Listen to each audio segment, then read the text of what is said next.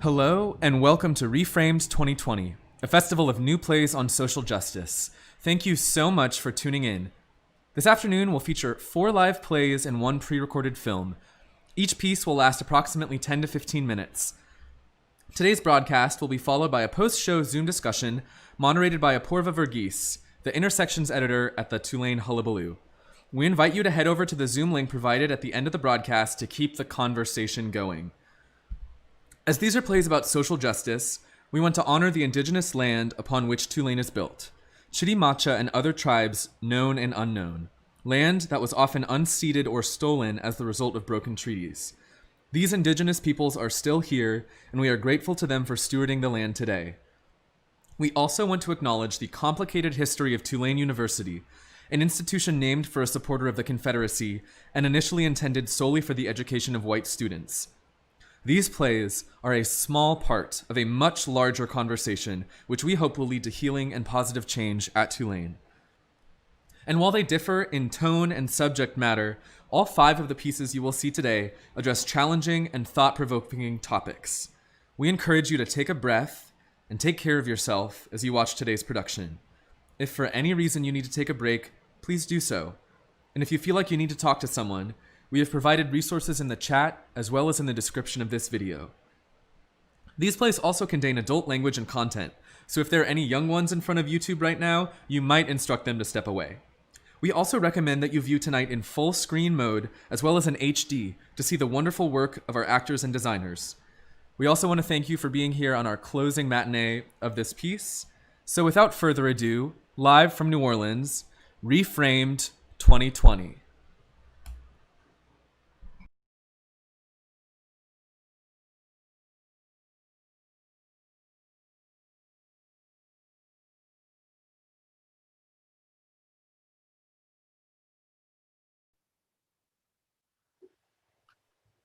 Jordan, please don't ignore me. Okay, I'm really sorry about everything. Not here, Megan, please. Why not here? You do realize what's about to happen, don't you? Yeah, I do, and now is not the time. Oh my God, it's like the most crucial time. Keep your voice down. Just because he's not on the screen doesn't mean he can't hear us. I don't care what this guy hears. After everything we've been through before all this, my breakdown, Mom, your divorce, this freaking election, we have to have some kind of resolution. Stop, please. We cannot go into this hating each other. I don't hate you. Well, not anymore. Okay, I'm sorry, you're sorry, we didn't really mean it, and you'll always be my sister. Thank you. I still can't believe we're here. Believe it. I mean, I was just arguing with him last week about white supremacy and women's rights and trans rights. Jesus Christ. No, seriously, Jordan, I'm still freaking out.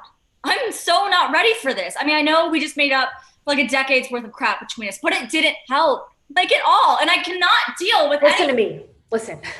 We're going to get through this Zoom, hear what this lawyer has to tell us, and hear our father's final wishes, okay? That's it.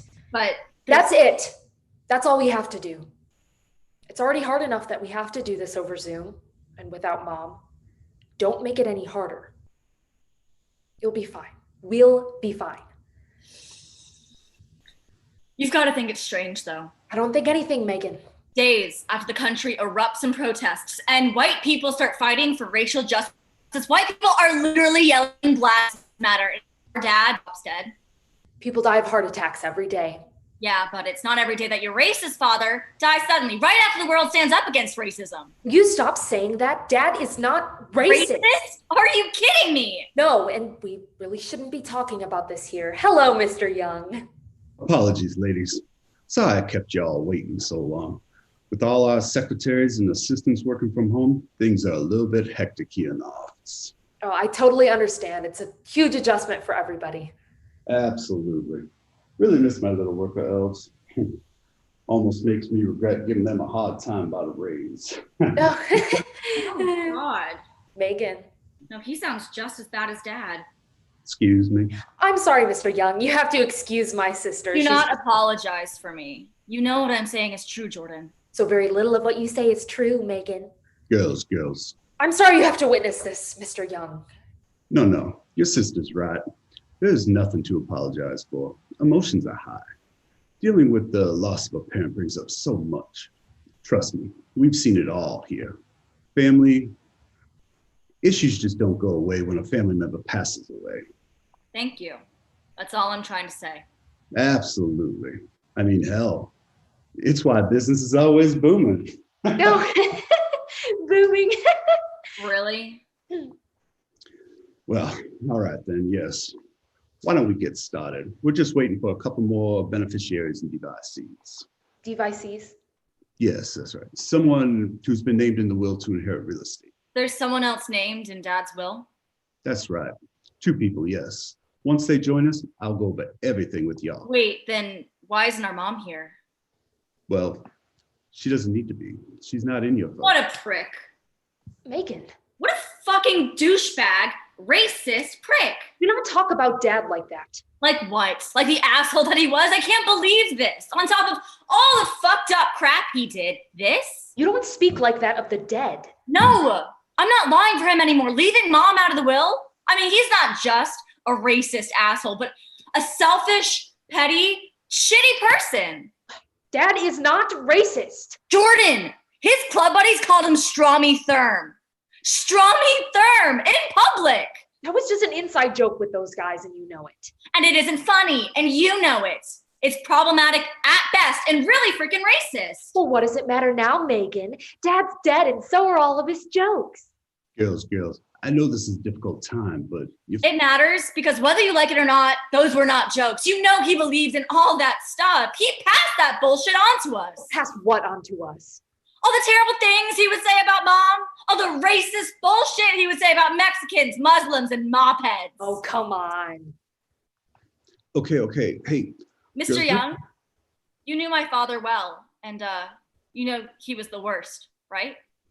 sweetheart, I can't say your father was a bad. He was notorious. You couldn't take him anywhere because of what might come out of his mouth. I mean, honestly, Dad's the reason I don't have any black friends. Wow. Jesus Christ, Megan. Oh my God. Oh, it's okay. We don't have any white friends either. Guess that makes us even. Let's not go that far. Oh my God. I am so sorry you had to hear that incredibly ugly and terribly true fact about me and my father, who's dead now, but also really, really racist, has like stock in private prisons and stuff. Yeah, I am so sorry you had to hear that. My sister is just distraught, clearly, with our father's past and passing and hearing his last will and testament. I told you this was going to be weird. No, understood. Don't worry about it. A death in the family can bring up all kinds of things you'd rather leave behind. You can say that again. Well, all right. Thank you so much for joining us today, Mr. Williams, Miss Williams. It's already a difficult time given everything going on in the world, let alone having to sort out Mr. Anderson's last will and testament. I'm sorry, but how do you two know my father? Yeah, we're not sure that we do. My sister and I got an email from Mr. Young about a week ago. We didn't know if it was a scam or what, so we ignored it. But when Mr. Young called us, we knew it had to be real. But we don't even know your father. So getting these calls about being named in this will was very surprising. We don't know why we're here either. Yeah, well, knowing my father, I'm sure he wronged you or exploited you somehow. And is just trying to throw money at the situation from the grave. Please forgive my sister. We were actually kind of surprised to hear from Mr. Young as well. Our father never really believed in this sort of thing. Always told us we better make our own way. He made his millions, and so should we. Our whole lives, he held his money over us. He always believed he'd be able to take his worldly possessions with him, you know? We didn't even know he had a will. We didn't even know we had a father. Misha. Oh, I'm very sorry. Oh, don't be. I'm not. Just another deadbeat who's not part of our lives. It's how my mother wanted it anyway. It's why she never told us anything about him, even on her deathbed. Misha, these people do not need to know our business. Please, that man is not our business. I mean, he couldn't even be bothered to see about his own children for not even a day of his living life. Well, at least your father wasn't a racist. Excuse me? Megan. I hear you. I do. Absent fathers are literally the worst, but come on. You could sleep very well at night, getting what's rightfully yours. I mean, like when that day comes, of course. But me, on the other hand, I don't want a single thing from that man. Nothing. Okay, Misha, that's enough. Racist or not, at least you knew your father, so I'm sure you'll sleep very well tonight too. There's no way I could take a single cent from him. The crap he spouted, the business he was in, it's basically blood money. Blood money?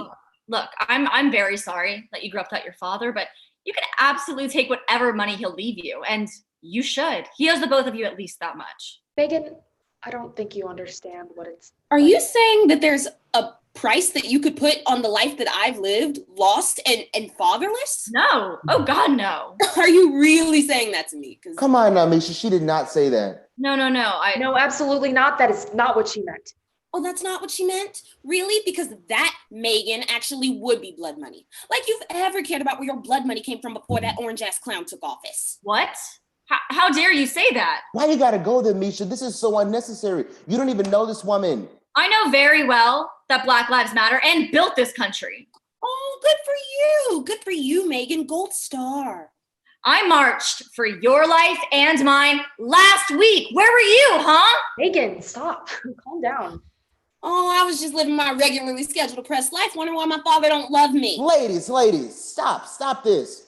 It is neither the time nor the place for this kind of talk. People here are grieving and everybody here is acting crazy. So please, let's just stop and take a breath and stop acting crazy. Jeez. All right. I think it's best if we just, y'all know what? Why don't we just start over? My name is Bradford Young, executor of Mr. John Anderson's estate, friend and colleague to Mr. Anderson for many years. As some of y'all know, he trusted me to handle the delicate matter of his last will and testament in the event of his untimely passing. We are here today because each of y'all have been named in his will, and he has asked that I play this video for y'all to explain his last wishes. God, a video of Dad? Jordan, I can't. I don't think I'm ready for this. Okay, it's recording. Goodness, I got nervous all of a sudden. I can stop it. No, keep rolling. I can't be more nervous than my girls will be when they watch this, so... Oh, girls, I thought I'd know what to say by now, but the truth is, I don't. If I know anything, I know you two've been fighting, probably moments before you hit play, but seriously, girls, if you're watching this, then I know that I've been the cause of more than a few fights recently. Megan, look at me, sweetie. Jordan, Megan, I know I wasn't the best father, not even the best example of a man for the two of you, and there's nothing I can do now to change that. I know that. But I do want to try to make right what I can. John and Misha, I know you don't know me, but I hope by the end of this, you'll know why I did what I did and why I've done what I've done. Where do I even begin? Well, first off, I know you've been wondering why your mother has been left out of all this. The reality is, this is what she wanted. And I don't know what all she shared with you, but I hope you're open to hearing me. And believing me when I say she chose this. Well, really, I put her in an awful position, and then she did the same to me. Shortly after you were born, Jordan, I met and fell in love with another woman. And I had a child with her a year later. This was obviously very painful for your mother. It was painful for me. I found myself feeling things I'd never felt for someone I would have never imagined. It was confusing and complicated. And I shared all this with your mother. She tried forgiving me, but she just couldn't do it. More than forgiving me, Joan couldn't bear the shame of divorce or outside children. So she forbade me from seeing that woman and our child again. And I did what she told me for as long as I could. But no matter how hard I tried, I could not stay away from Melinda. John, Misha, I am so... There's nothing... I loved your John, Misha, I did a terrible, terrible thing. For terrible reasons. I let fear and ignorance and, quite honestly, hatred keep me away from you and your beautiful, beautiful mother. And I've spent the last 26 years in complete and crippling shame. And it is still a drop in the bucket of the immeasurable amount of pain I have caused each of you. My wife learned of your arrival, Misha, and demanded that I cut you off completely. I tried to reason with her, but she threatened to expose my infidelity and my illegitimate children. And I was such a coward. I'm a coward even now for making this video instead of making the effort to meet you. I am ashamed and disappointed with myself. I didn't know how to stand to my truth and stand up to my wife. I did, however, manage to stand up for you, John and Misha. While Joan kept me away from you with the threat of exposure, she did not keep me from providing for you. You see, I told her that if I had to accept a life without you, she would not get a red cent of my fortune, and that you would be named equally in my will in the event of my passing. But with everything going on in the world right now, I realize that I have to go a step further. Jordan, Megan, I leave our home here in New Orleans to you to do with whatever you want. The rest of my estate, my properties in Mississippi, Georgia, South Carolina, my bank accounts, investment portfolios, all liquid and intangible assets, everything, all of it will go to my children, John and Misha. Girls, all your life I've been telling you to make your millions, and I hope you have. If not, you can always sell the house and split the profit. But my entire estate belongs to John and Misha, and it is up to them to do with it what they will. It is truly the least I can do, as I and this country have failed you. And hopefully one day, America will do what's right as well. That's it, Brad. That's my father? What a prick! Unbelievable. This is a lot to process. Yes, Black lives really do matter. Seems so, Miss Williams. Seems so. Let's get down to business, y'all. Shall we?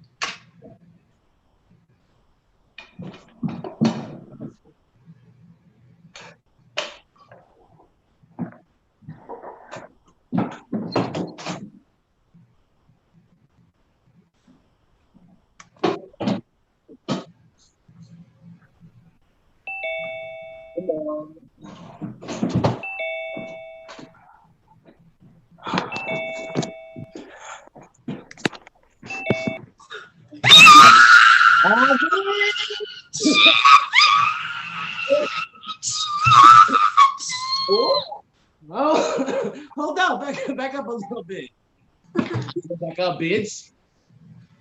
Ooh, nigga, it's the face for me. It's the yellow jacket. You look like you got money now. Please, I'm gonna need you to stand. Yes, okay, wait, and the shoes. Hey, nigga, hold up. Did we make it or not?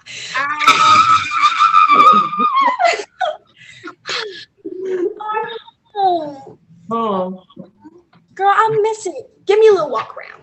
Oh, girl, I ain't trying to do all that right now. Maybe later. I had to record a callback that was due at the end of the day, and all my equipment and shit is here. So. Oh, okay, call back. Check us out, bitch. Okay. I know, check us out, right? Oh my God, nigga. Like, what? How the fuck you leave me? Like, this don't make no goddamn sense. You're dead ass in the screen right now. Got me out here all the way on the star raising your big head ass kid all by my lonesome as you gallivant with models and shit. It ain't right, bitch. It ain't right. What? Big headed ass kid, sis. Me, bitch. Me. You know I need me some adult supervision. They have me out here all alone for too long. Who knows what can happen? See, sis, please. I ain't even trying to hear all that because ain't shit been alone about you. Not with this man you've been having stowed away. Matt, hold up. Is he there right now? Can he help me with your lines and shit? Excuse me. Does there happen to be a fine ass nigga hiding in my good sister's room right now? Because his day one would like to meet you expeditiously, please. Girl. What? I gotta let these strangling niggas know we got vocabulary over here. Come on, nigga! Girl, ain't nobody else in here. All right. Nigga, why you getting all so up in the chest like that? I was just being all play, and now you talking like you got a problem or want one. You know I don't like that shit, Haji. We ain't talked in how long, and now you're being all fucking... What the fuck was that?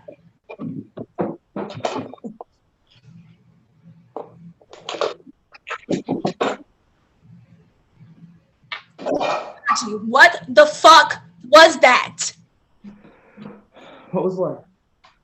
Bitch, you really didn't hear that? It was like... Nah, I didn't hear nothing. It must have been something on your end with the connection. Whatever. Well, anyway, I guess what she should know first and foremost is that your bitch is a boss. And I'm gonna need you to start addressing me as such.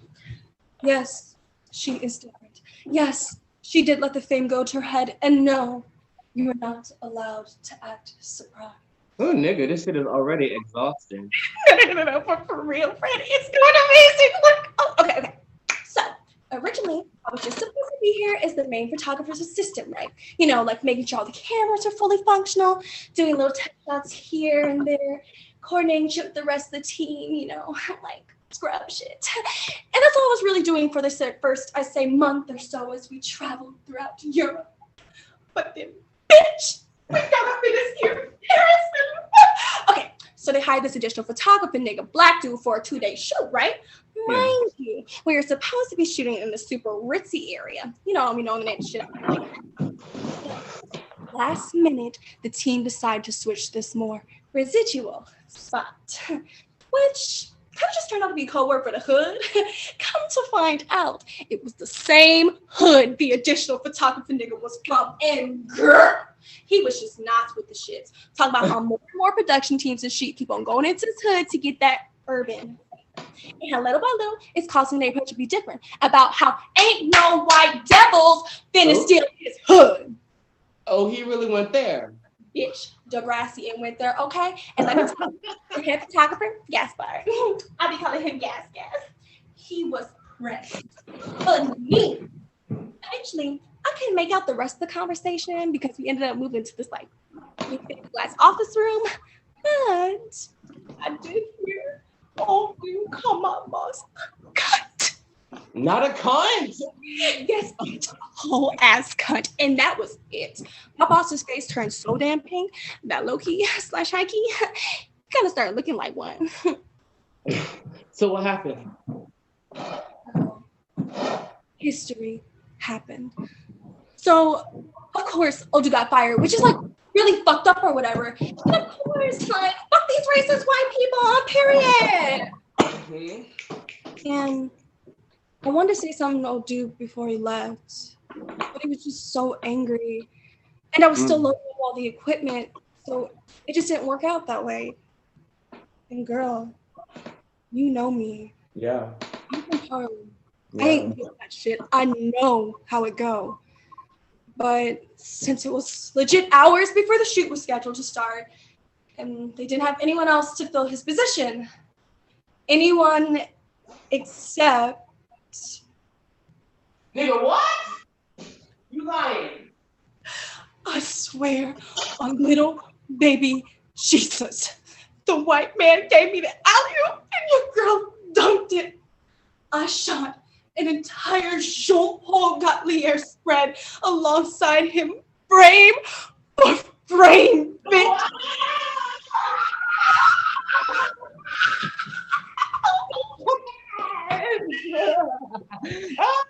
Oh my God. That is amazing. When did all this happen? Shit, that was a few weeks back now. What? A few weeks back, bitch? Why didn't you tell me? Because, bitch, you've been ducking my goddamn calls. That ain't information a nigga would text. Shit, you weren't so busy spending time with your little... So then what happened? Oh, don't interrupt me, nigga, because you know I'm speaking truth. We'll get to that later, because you're right. This is my time. Oh yeah, after the shoot, they really love my shots, so I've just been the additional photographer they bring in whenever they need it. And bitch, not only did my pay completely change, but one of my shots is going to be in Vogue Paris in December. What? What? What? Oh my God, when? When? Oh. I had to worry about Mr. Clyde's noise complaints, and we both been screaming since we got on. I know, right? Fuck him. This is too good to be quiet for. Friend, it's really been everything I could have dreamed of. And this whole time, I've just been imagining how perfect the moment would finally be to tell you all about it. I really hate that so early into us living together in our new home, well, you know, new to me at least, that I had to leave. I really miss you, sis.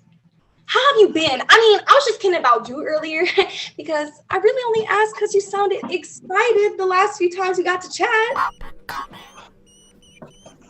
Bitch, you did not sit there and tell me you ain't hear that shit. Nigga, I saw you flinch. What the fuck is going on?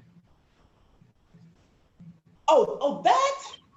Oh, girl, see, I didn't know it was that you were talking about this whole time. See, we had this new neighbor move in recently, and he just be making some weird noises sometimes. That's all that is. So I really started tuning it out. Really, I forgot all about it. Mm-hmm. I really missed you too. It didn't work out between me and Dude, but it's fine. It's whatever. It really has been a lot here though. The neighborhood just keeps changing and it's kind of scary. Been low-key keeping me up at night, to be a honey. This is my neighborhood, you know? And the shit is getting barely recognizable. Damn. Have white women started jogging out there and shit? They really hit the hood in a matter of what, 3 months? I haven't even been gone that long. Less time, actually. Well, shit. Have you got rat traps? What? Bococa.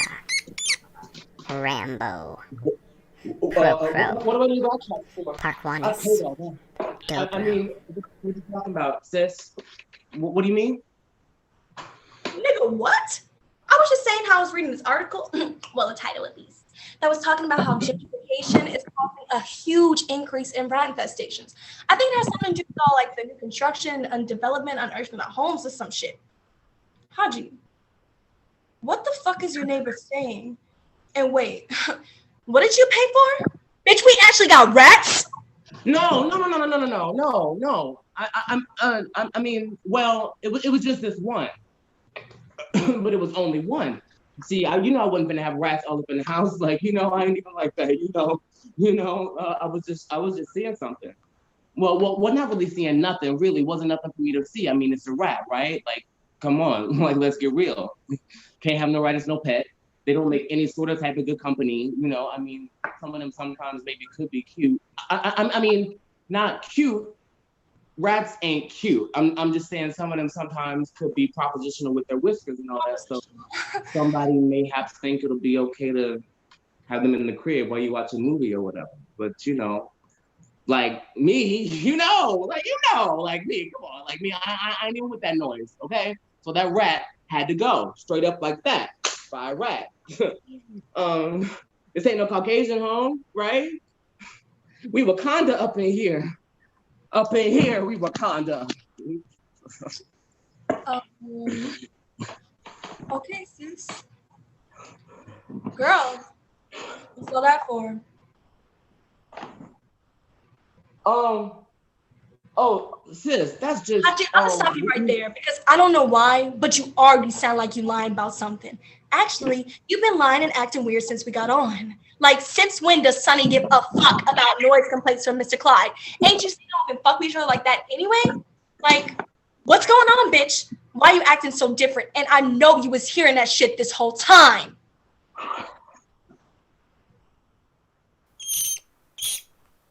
It's really a matter of perspective, is what it is. I mean, sure, if you live in one place your entire life, familiarity would lead you to believe that a particular location is inherently yours. But the fact of the matter is, we live in a world where money dictates ownership, not nostalgia.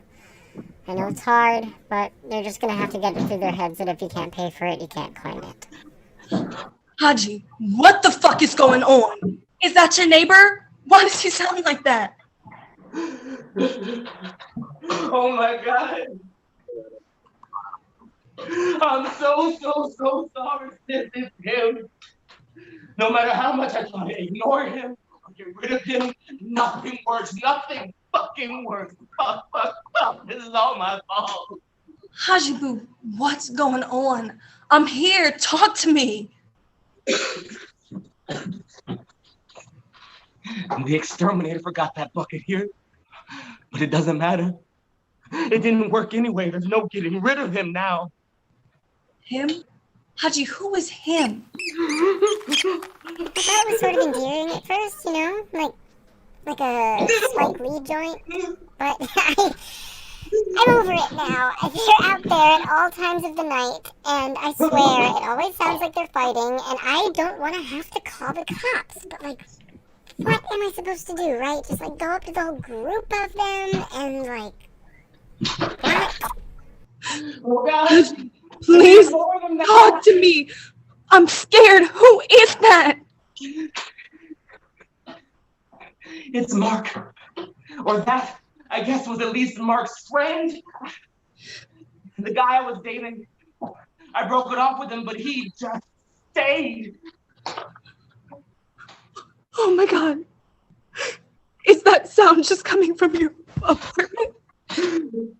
Mark? Wait. Mark? Hold up. Wasn't it Marcus? Not exactly. We must have had bad reception. What I said was, Mark is a white boy. He was a what? There's just so much more value here than people even really know. This place is just rich with culture and color. Maybe color isn't the best word to use, more like flavor. I mean, the notorious B.I.G. was born here, for crying out loud. A cultural icon. And I love that dude's music. I mean, call me crazy, but I think I'm beginning to enjoy hanging in Brooklyn even more than Manhattan. Get the fuck out of there! I know. Oh my God, Haji! Oh my God! Should we call the police? Nigga, what? Fuck! God, how long has this been going on? We did it for maybe about 5 weeks. Right around the same time the neighborhood started to change. We met on Tinder, you know? I thought maybe I'll just try something different, you know? It was going okay at first. But then he started saying things that made me feel uncomfortable. And I'd tell him about it and he would apologize. But then the next day, he finds some new way to say the same thing over and over again. So I broke it off with him a couple of weeks back. Oh my god, it's kind of amazing. There's like rainbow flags all up and down Franklin Avenue. I had no idea Crown Heights was so inclusive. I really had a different picture in my head. It's like, this is the new Chelsea, you know?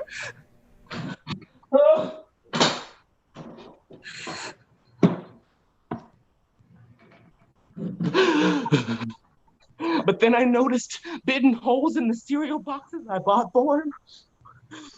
And my kitchen started to stink of PBRs, and you know I don't even drink.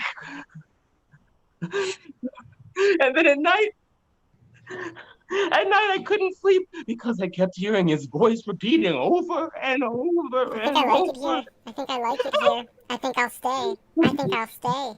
Thank you. Thank you. Haji, is that? Yeah. It's him. Oh, fuck. Oh my God. Haji, what happened? Are you okay? I didn't even see it. One of them missed in my fucking shoe. Oh. Haji, that's a lot of blood. What can I do? Tell me what I can do. Did you get it? I think so. You were wrong about that article, sis. Their houses are just fine. They just want ours too. And I let him in my fucking home. It's kind of like we're all contributors to what makes Brooklyn great. It's like, it's all of our group project. Brooklyn belongs to all of us. The old, the young, the black, the white, the native, the transplant. It's like, it's all of ours. And if some move out and others move in, that's great, because it's like, Brooklyn will never die. What a great thing to think about, right? Brooklyn will never die. Like, never die. Like, no matter what. No matter what you do, we will never, ever, ever die.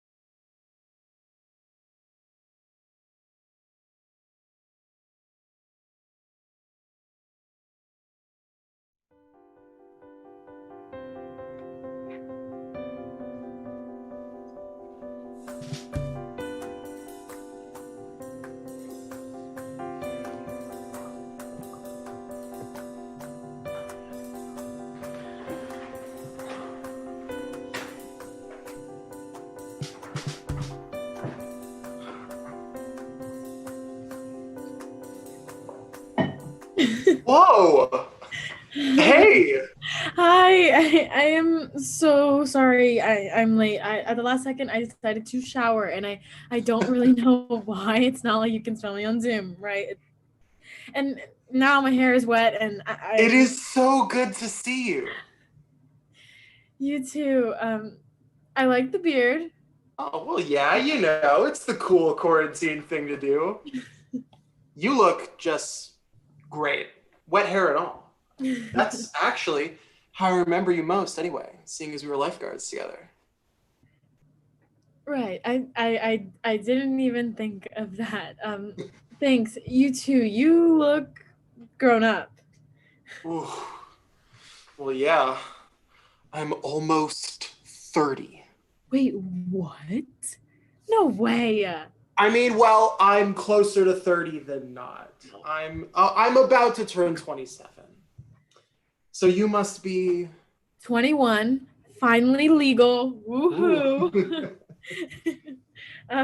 So thanks for responding to my email.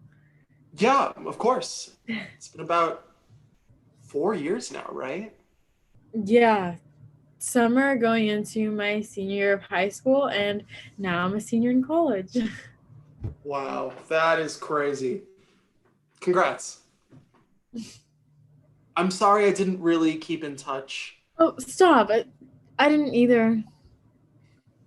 When you wrote to me saying you wanted to express gratitude to me, I was definitely intrigued.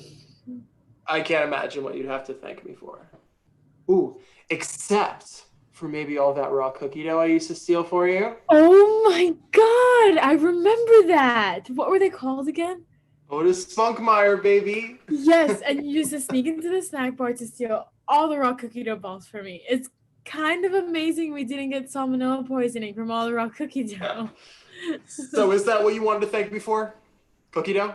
No. Well, full disclosure, I'm taking this class on positive psychology, and we were given this assignment to reach out to someone from our past who we felt we owed a debt of gratitude to, and I thought of you. Okay, so are you getting graded on this call? No, I mean, maybe. I actually doubt I'll end up writing about this call. So I guess I'll just jump right in. It may take me a bit to get to the gratitude part, but I promise it's coming eventually. Okay. Remember the swim team dinner? The awards night? Yeah. I always thought it was so weird that the swim team awards dinner was such a big deal when the team just sucked, if I recall. Totally. But then again, all of those country club rituals seem pretty strange to me. Yeah, me too. It was anyway. It was the night of the awards dinner, and we were drinking a lot. I remember doing shots in a lifeguard shack before the ceremony even began, and then after we hit North Ave, and I was only 17, so I don't know how you guys were always able to get me into those college bars. I don't even think I had a fake then. My frat brothers were all the bouncers. Right. And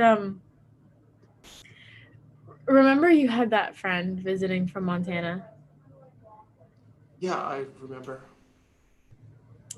Well, I don't know. I remember you started hitting on some random girl, and I don't know if it was like in retaliation or whatever, but I started flirting with your friend.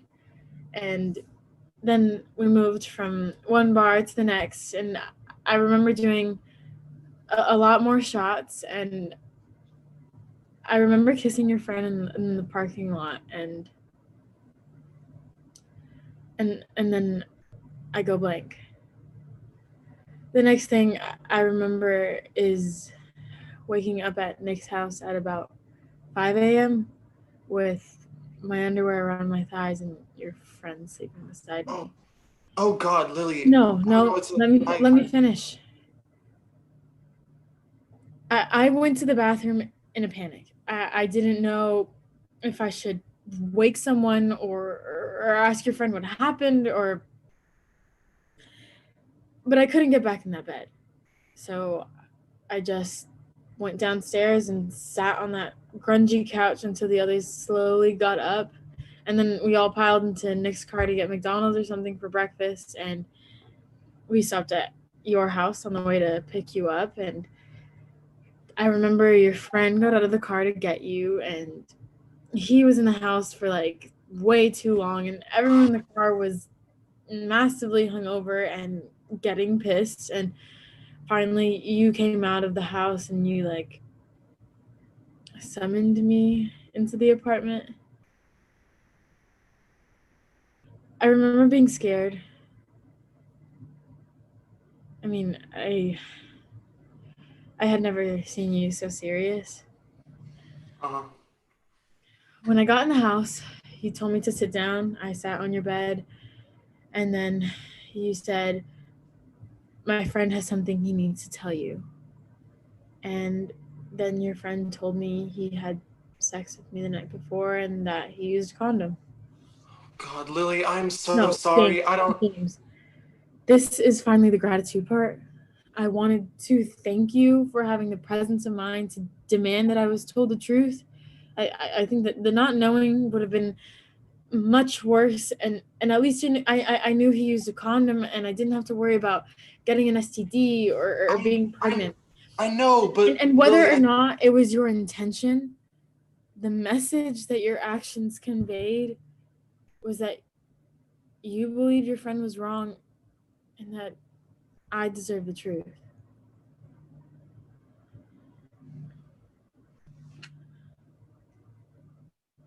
I do remember. You shouldn't be thanking me. I've thought about that night so many times. I should have reached out to you. The fact that I brought that asshole into your life is something I can't forget and won't forgive myself for. You probably don't know this, but the following day, he left, and I never spoke to him again. Ever.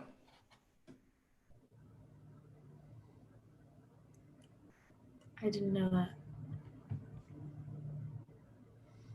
I should have never introduced you to him.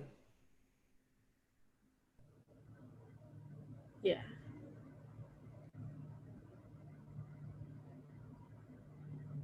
You know, it took me a few years to tell anyone about that night. I guess I still feel kind of guilty, you know? You were a kid, Lily. You were only 17. I know I was young, but I thought I was so old. I mean, going to bars, drinking with college guys. Lily, just because you were drinking doesn't mean what he did to you was okay. Whether you were flirting with him or coming on to him, he raped you. No doubt about it.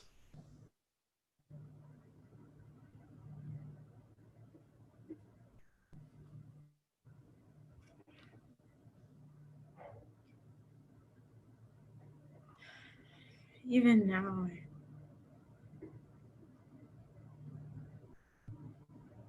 I can't use that word. The word you used to describe it, I don't know why. It's okay. I know it's okay.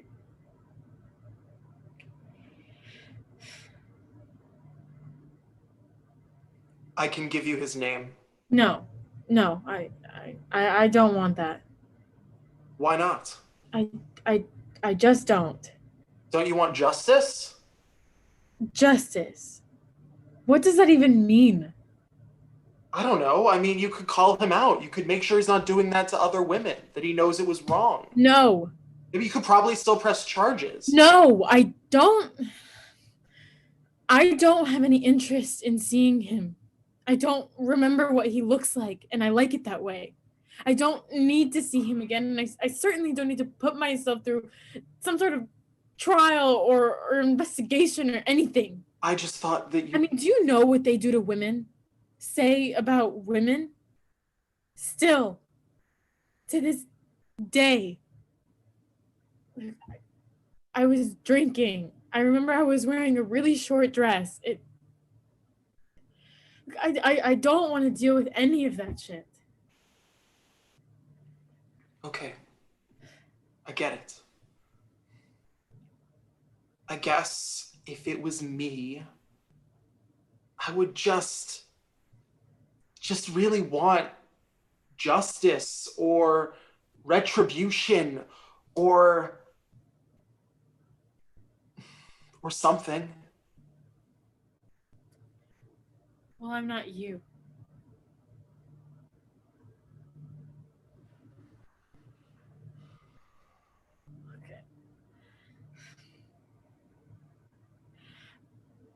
I didn't really want to thank you.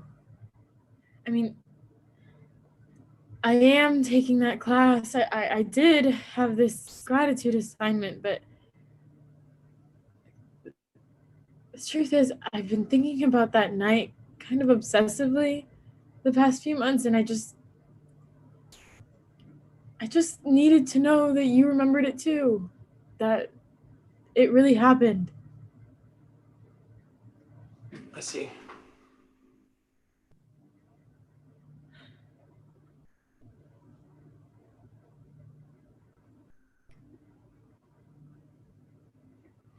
You could call him.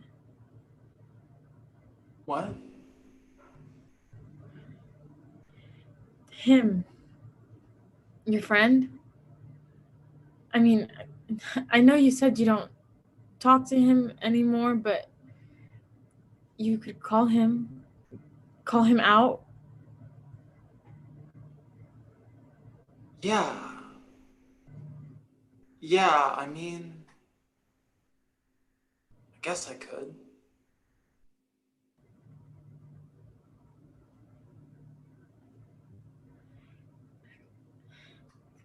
I'm gonna go, James. Totally. Of course. Be safe, Lily.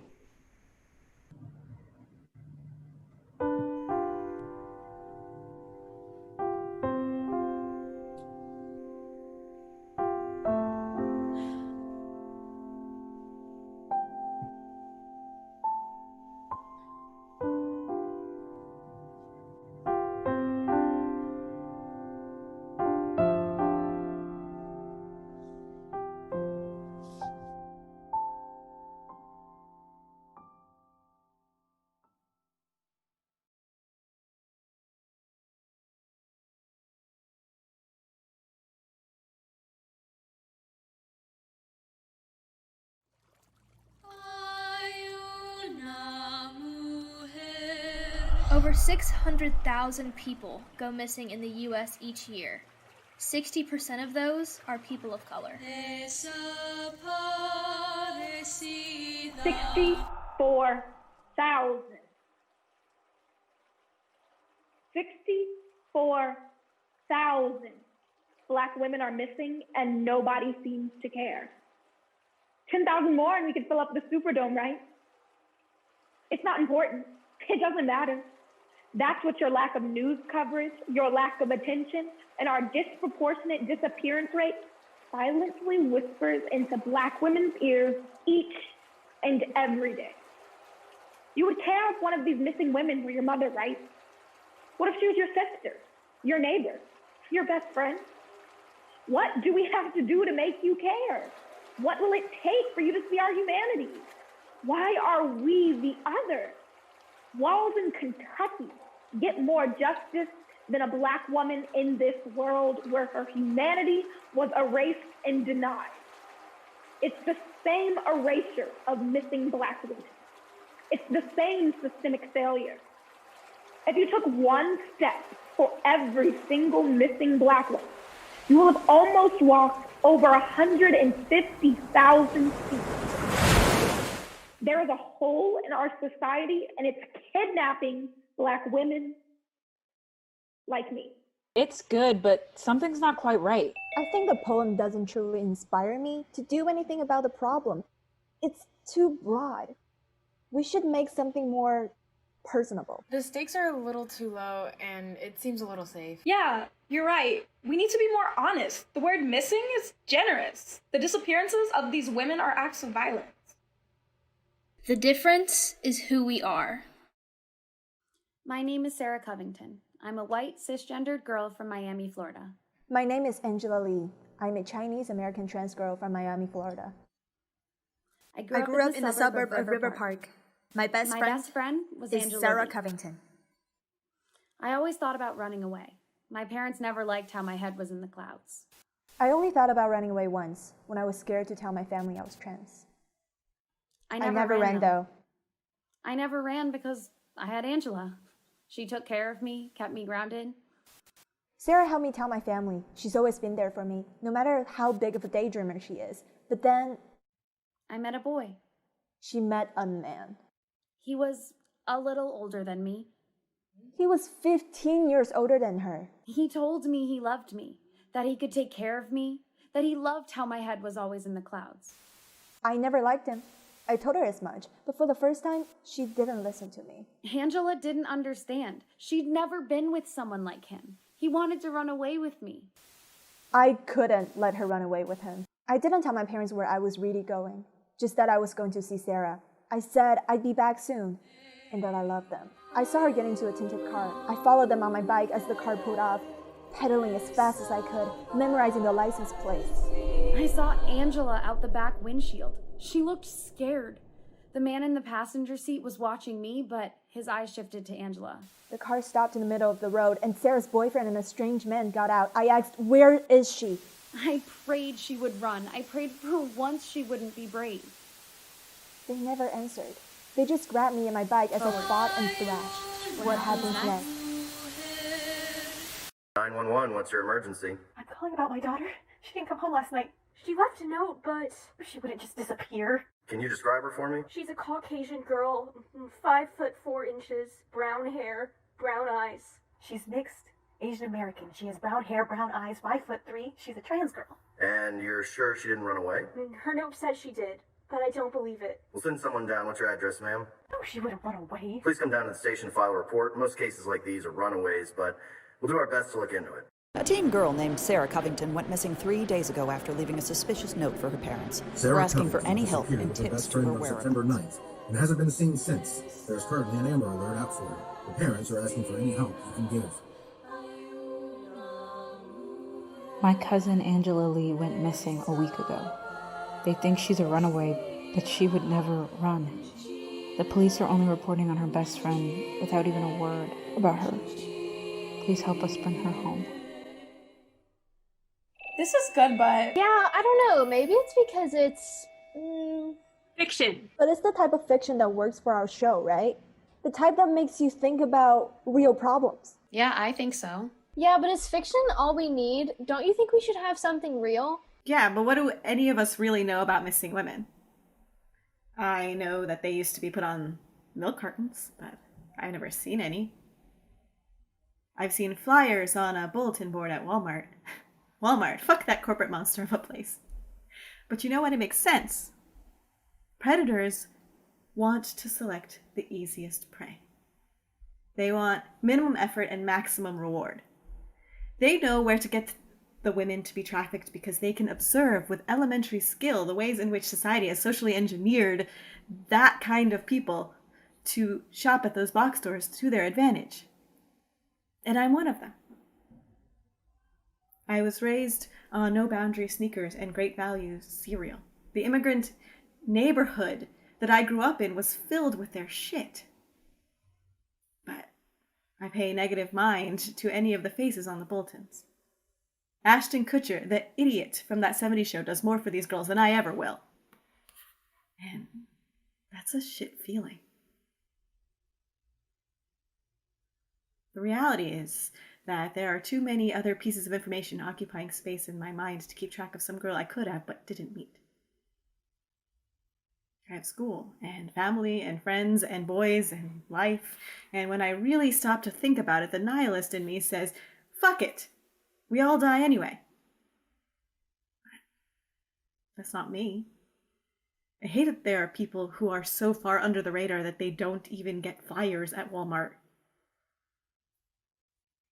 My grandmother, Milberta Vieda, crossed and recrossed and crossed again to bring every one of her children into this country, by herself, with and without papers.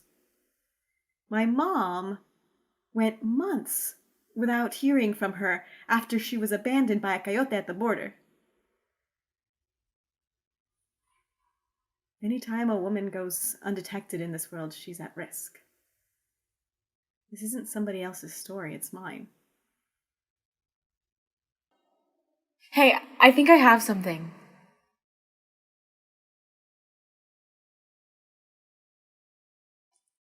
Las mujeres de Los Ángeles. We worked these jobs with no other choice. My job was a favor for my mom's friend. My mom used to work at a hotel and my dad worked construction. Both under the table jobs, of course, but it got the bills paid. My mama and I took care of my poor papa. That job slowly killed him day by day. But he worked that job with no other choice. We worked until they came. I was helping my mama make sopa de frijol when my dad came home. Normally, he had to slug himself over to the kitchen, but we heard his hurried footsteps come through the door. My mom yelled, "No me andas con esas botas en la casa, Jose," and all he said was, "Vinieron por nosotros." Pure shock was felt between the three of us in that hot kitchen. There was no time for any tears to be shed. They rushed me to my room, told me Guadalupe would give me a job at a hotel and a place to stay. But I had to hurry out the window before they came inside. That was the last time I saw my parents. I don't mean to cause any trouble. I didn't want any trouble over here. My parents took the journey with me a year ago. We were surviving fine in El Salvador. It wasn't until pandilleros came to our door asking my parents for my hand. No, not asking. More like giving them its notice. A pandillero took interest in me, and he would have my hand. We left as soon as we could. Once we arrived in the U.S., Border Patrol agents who captured us, harassed us, they kept us without food or water for days, with 50 of us crammed in a little room. But what other choice did we have?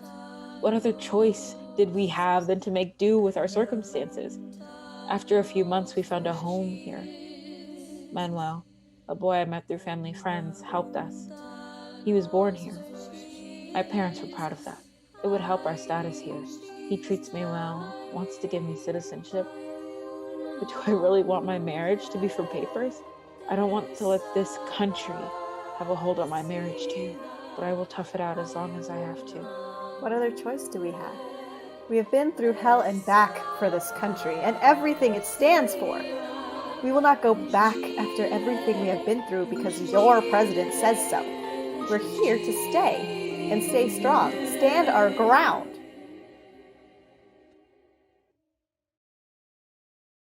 Oh, wow. We're definitely going somewhere. Did anyone find a list of the women? We should show them. Yeah, Team Fact pulled a bunch of names, but we might need some help because it's a lot. Nobody should be dismissed or made to feel as if they don't matter in a culture where everyone is supposed to matter. Mothers, daughters, sisters, friends. Don't let their names be forgotten. When I was like 6, I used to want to run away all the time. Because my brother got all the attention. I even kept it back at the ready. Never got very far because I didn't know where I would go. If I'd ever tried, who knows what would have happened.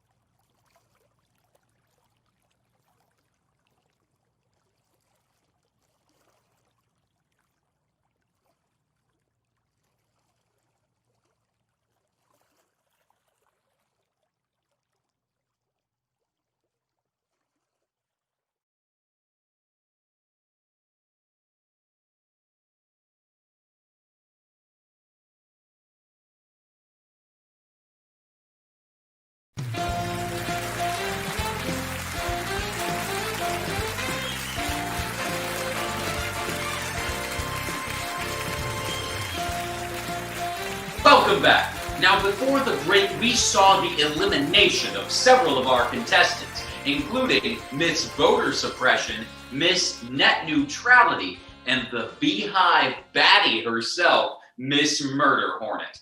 I'm sure that had to sting, right, Rebecca? Right, Chuck. Now, the question remains, which of our final 3 contestants has grabbed America's attention? Which should the media be covering? Which one of these ladies will captivate our collective consciousness, rattling our nation for years to come? I know I couldn't sleep that night. Can you?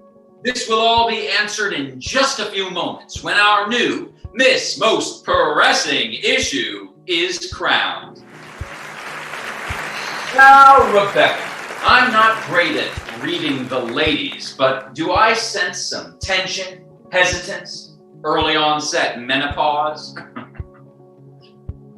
Gosh, no, Chuck, just simple jitters, and how could there not be? This pageant gives all Americans a choice and vote to push our government to do just a teensy bit more about one of the many issues plaguing our country. But this freaking year, the issues are just so pressing. But which one is the most pressing? I guess we're just going to have to let the ladies tell us for themselves in a round we like to call the final word.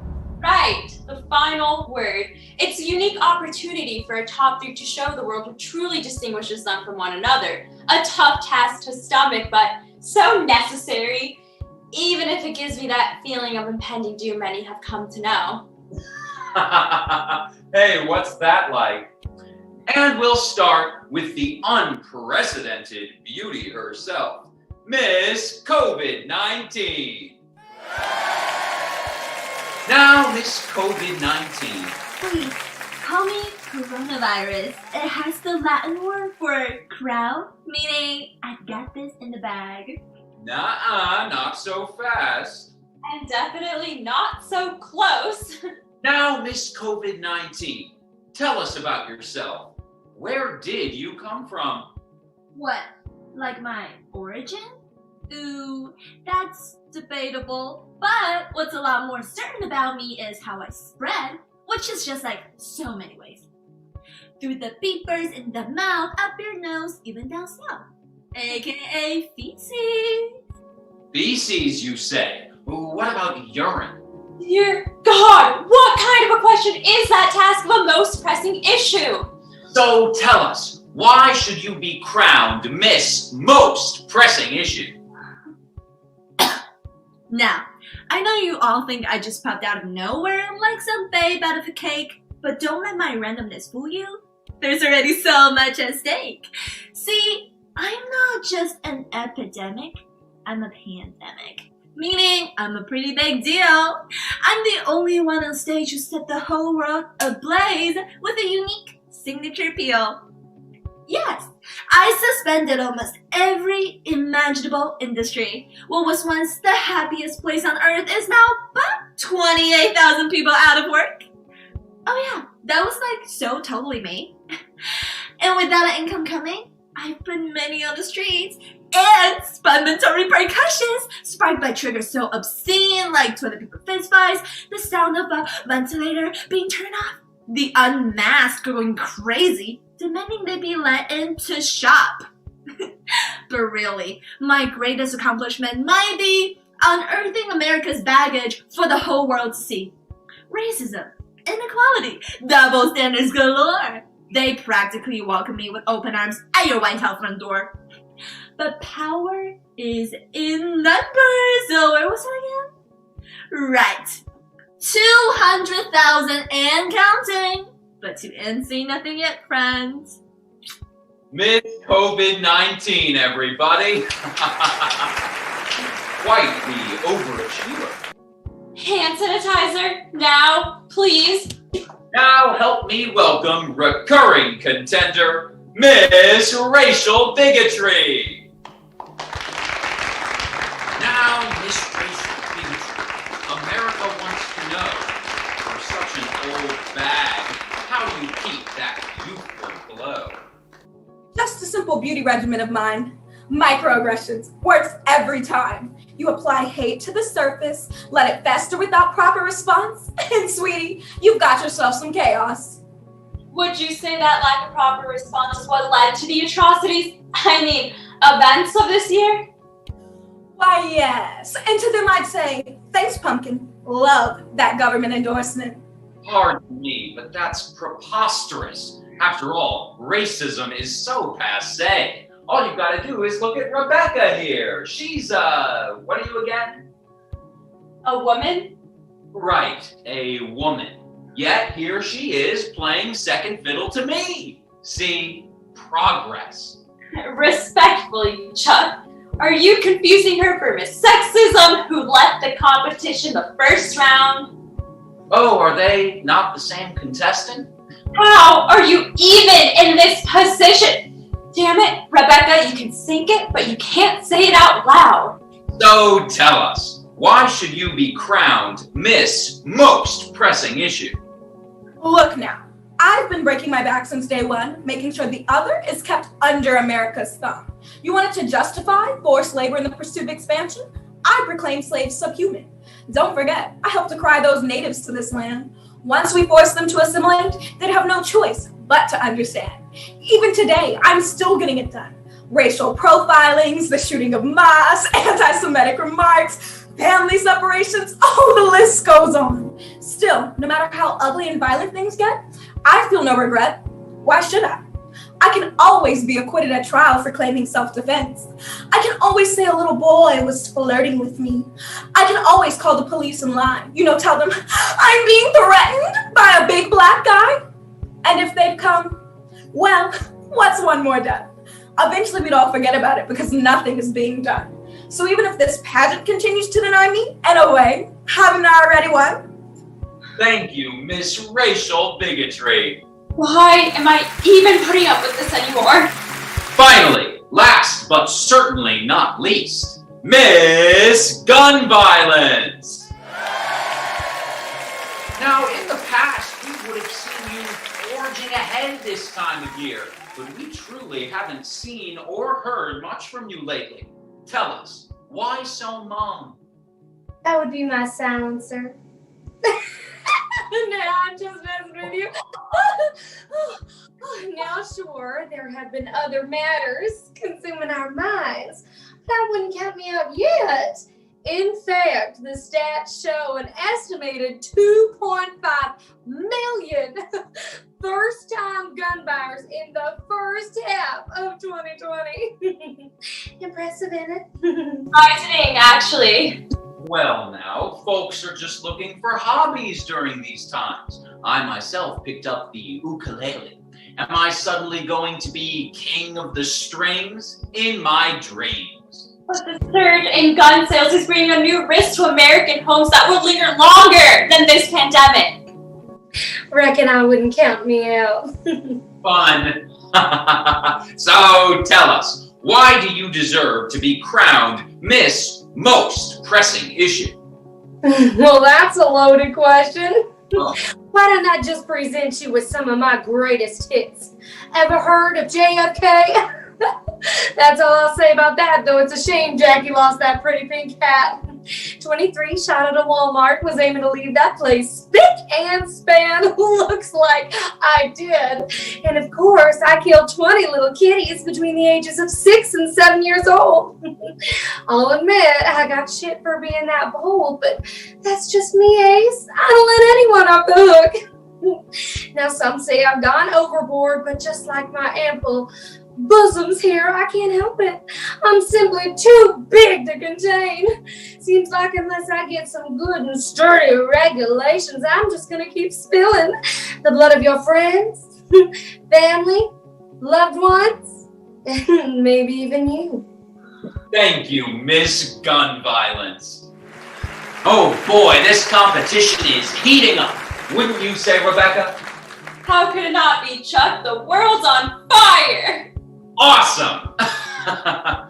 Gracing the stage in their final look, here are our top 3. Like a train wreck from which you can't look away, These are the issues plaguing the US of A. Isn't she grotesque, grotesque but charming, and oh so alarming, potentially life-harming? I, for one, am scared. Thank you, ladies. Beautiful. So beautiful and oh so pressing. They really are, Chuck, and my compliance in this pickle is only dimming their gravity. Well, I bite my tongue no more. This isn't a game, people. These are real issues we're facing, and it's despicable how little is being done. For years, I felt my voice and vote were taken for granted. So I joined the circus thinking I would be seen and heard, but all it amounted to was toasting aside a giant turd. Well, I refuse to stand idly by any longer. I must use my voice and power for good. So I implore you, side with me, talk about the issues, take them seriously. Who's with me?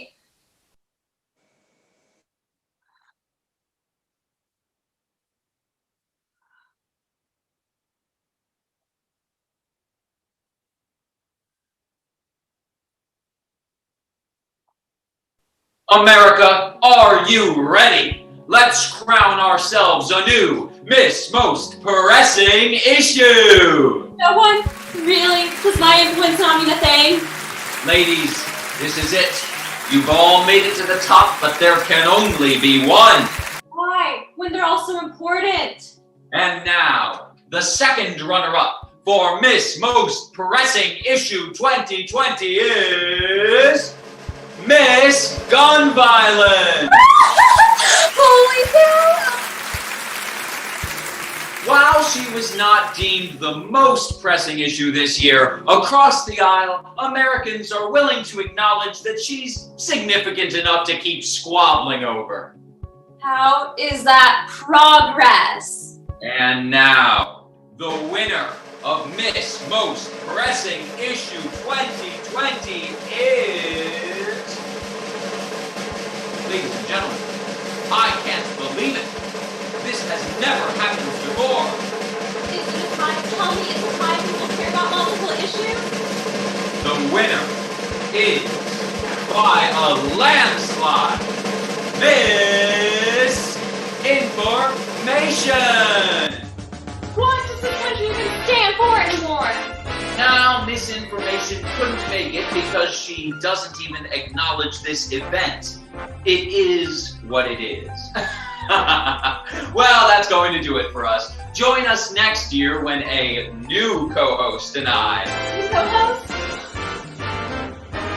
What a win, what a show. Misinformation is our girl, as it should be, America. Now, that's going to do it for us. Join Chuck and I next year when we crown Miss Most Pressing Issue 2021. We might have all died by then, but oh, what fun.